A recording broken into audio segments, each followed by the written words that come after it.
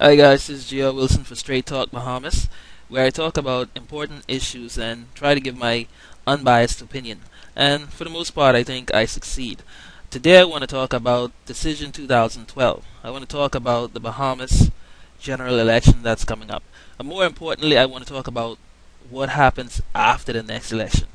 It's good to see Bahamians so involved in the whole process.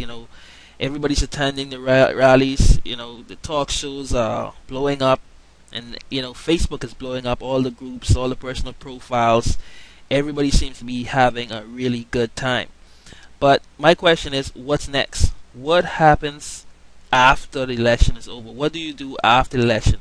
Do you go back to being your old passive self, not paying attention, not giving a damn, and basically complaining?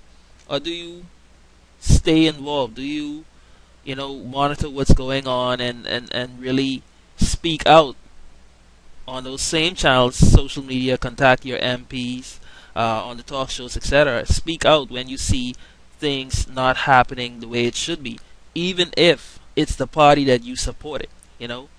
Don't just fold up your tent and go home and business as usual. I want to issue you a challenge, and that challenge is to stay involved, to monitor the situation and make sure that the party that you voted for, or not even the party that you voted for, the winning party, does what they're supposed to do, regardless of who you voted for, whatever. Make sure that you don't just fold up your tent and go home back to being your passive self. We need people to stay involved. So accept that challenge. Mark your X in the box and just identify one or two issues that are extremely important to you, and check the papers every now and again. Listen to the news and figure out or find out what's going on, and then ask the questions. We need more Bahamians to be involved and to try and to hold politicians accountable. My two issues that are most important, that I'm most concerned about, is taxes.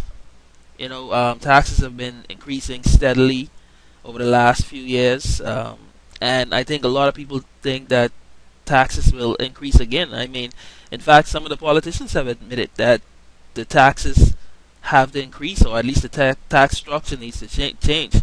I don't agree with that. I think that we need to cut back on the way we use government funds. Stop wasting government funds, and then we have to increase revenue collection. Just talking about wastage, I don't know if you remember, last year there was a story, I think it was in The Guardian, where there was a lady that worked for government. She had a $10,000 per diem. Now, if you don't know what per diem means, that means per day. You go away for the government and they give you a set of money that you can spend per day. Her per diem was $10,000. That is absolutely ridiculous. And I've heard a lot of different stories. I've heard stories about government employees that have cell phones. They have Batelco bills of $4,000 a month. I've heard, obviously, about the government employees not attending work or whatever, not really given a full day's pay. I've heard of retirees still receiving salary. I've heard of dead people still receiving salary and pension. All kind of nonsense. I think before we in tax the public not in tax, sorry, before we tax the public again, government needs to look at those issues, clean that up, and we can really save some money instead of trying to tax the people. My second issue is oil in the Bahamas. This is a huge deal to me, because oil can really change this country for the better or worse for the next probably 100 years or so. Now, we have already heard the conflict of interest in the PLP, where many of their senior politicians have worked for the company that's exploring oil in the Bahamas. And we've had the current Prime Minister, Hubert Ingram, flip flop on the issue, where he said in the paper that there's no way he's gonna explore for oil on this watch. Then he came around, and at least I saw somebody posted that he changed that opinion.